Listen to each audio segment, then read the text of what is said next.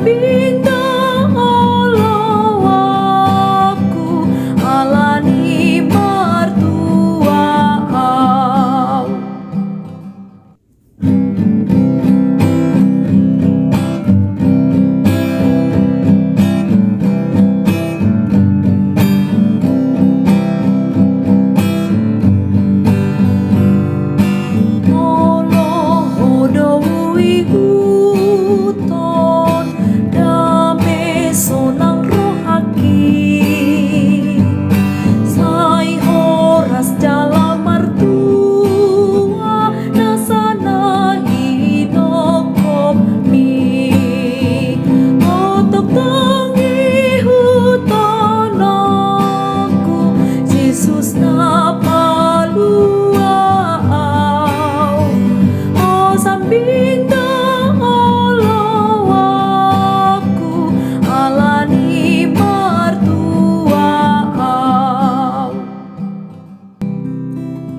Kasih karunia dan damai sejahtera dari Allah Bapa kita dan dari Tuhan Yesus Kristus menyertai kamu.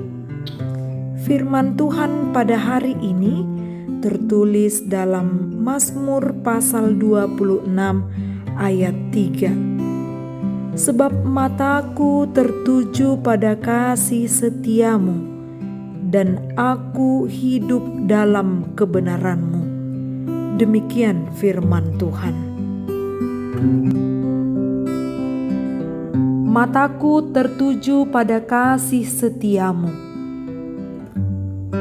Saat ini kita diajak untuk meneladani dan melihat kisah dari seorang Raja Daud. Meski ia memiliki, Daud diberkati Tuhan dan memiliki kemewahan, tahta, namun Raja Daud tetap memohon di dalam doanya agar hidupnya dibenarkan oleh Tuhan. Di dalam permohonannya ia mengatakan, "Ujilah aku ya Tuhan, dan cobalah aku, selidikilah batinku dan hatiku." Permohonan ini jelas sekali ingin menunjukkan tentang ketaatannya, kesetiaannya kepada Tuhan. Ia percaya hanya Tuhan yang lebih mengetahui tentang pribadinya, kehidupannya, apa yang perlu baginya, dan apa yang akan terjadi dalam hidupnya. Ia mengatakan, "Sebab mataku tertuju pada kasih setiamu."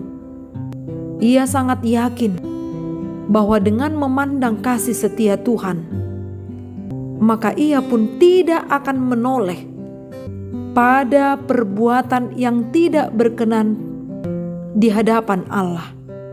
Kerinduan Raja Daud agar hidupnya tidak bercelah, hidup dalam kebenaran, tidak mau duduk dengan penipu dan dengan orang munafik, membenci perkumpulan orang yang berbuat jahat, dan tidak mau duduk dengan orang fasik.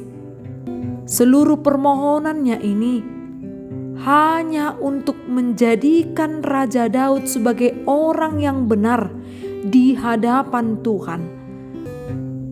Ia melatih dirinya dengan berdoa dan memperdengarkan nyanyian syukur dengan nyaring, serta menceritakan segala perbuatan yang ajaib yang Tuhan lakukan dalam hidupnya. Kisah Raja Daud inilah yang perlu kita teladani. Ia memohon agar hidup kita jauh dari hal yang tidak berkenan di hadapan Allah.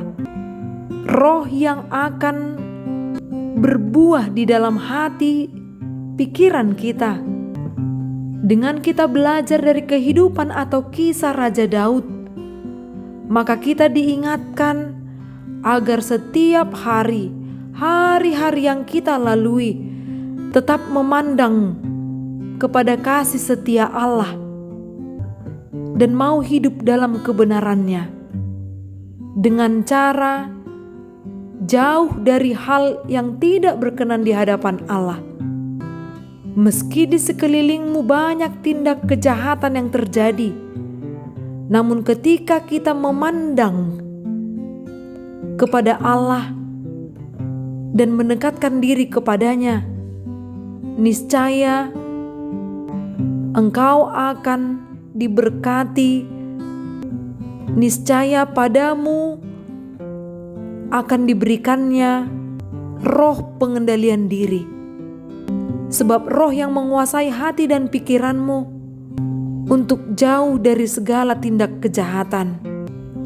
Maka serahkanlah hidupmu hanya ke dalam tangan Tuhan dan jangan mau berjalan bersama dengan orang fasik. Hidupmu pun akan tentram. Amin.